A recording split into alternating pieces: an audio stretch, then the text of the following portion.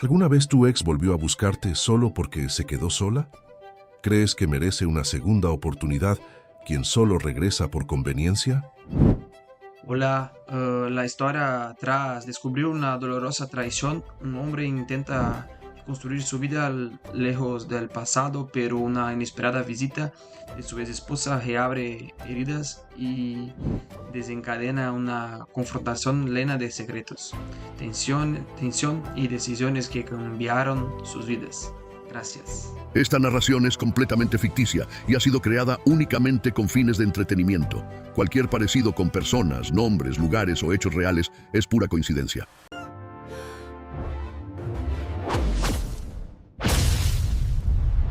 Fui en silencio después de descubrir que mi esposa me engañaba tras 3 años y medio de matrimonio. Un año después, mi ex me rastreó. Volví antes de un viaje de trabajo porque me adelantaron el vuelo. Era un martes por la tarde, como a las 2. No tenía que regresar hasta el jueves en la noche. Metí la llave en la cerradura de mi propio apartamento, ese que había alquilado hacía casi un año, ese que nadie más que yo conocía, y me encontré con Renata sentada en mi sofá como si nada, con una taza de mi café entre las manos y una sonrisa que reconocí de inmediato. Era la misma sonrisa que ponía cuando sabía que estaba a punto de salirse con la suya. Sorpresa, me dijo sin levantarse, sin ninguna señal de vergüenza, como si estar dentro de mi casa sin permiso fuera lo más normal del mundo. La taza tintineó contra el plato cuando la dejó sobre la mesa, y ese sonido, tan pequeño, tan doméstico, se me quedó grabado como un disparo. No grité, no solté la maleta de golpe, me quedé parado en el marco de la puerta, con la llave todavía tibia en la mano, mirándola sentada en mi territorio como si fuera suyo. ¿Cómo entraste?, pregunté, y mi voz salió más calmada de lo que sentía por dentro. Ella se encogió de hombros, disfrutando cada segundo de mi desconcierto. Tu portero es muy amable cuando le dices que eres la esposa preocupada de un hombre que no contesta el teléfono, respondió, saboreando la palabra esposa como si todavía tuviera algún derecho a usarla. Se levantó despacio, alisándose la falda, y caminó hacia mí con esa seguridad que solo tienen las personas acostumbradas a que todo les salga bien. Llevo semanas buscándote, Andrés. Tu hermana no me quiso dar tu dirección,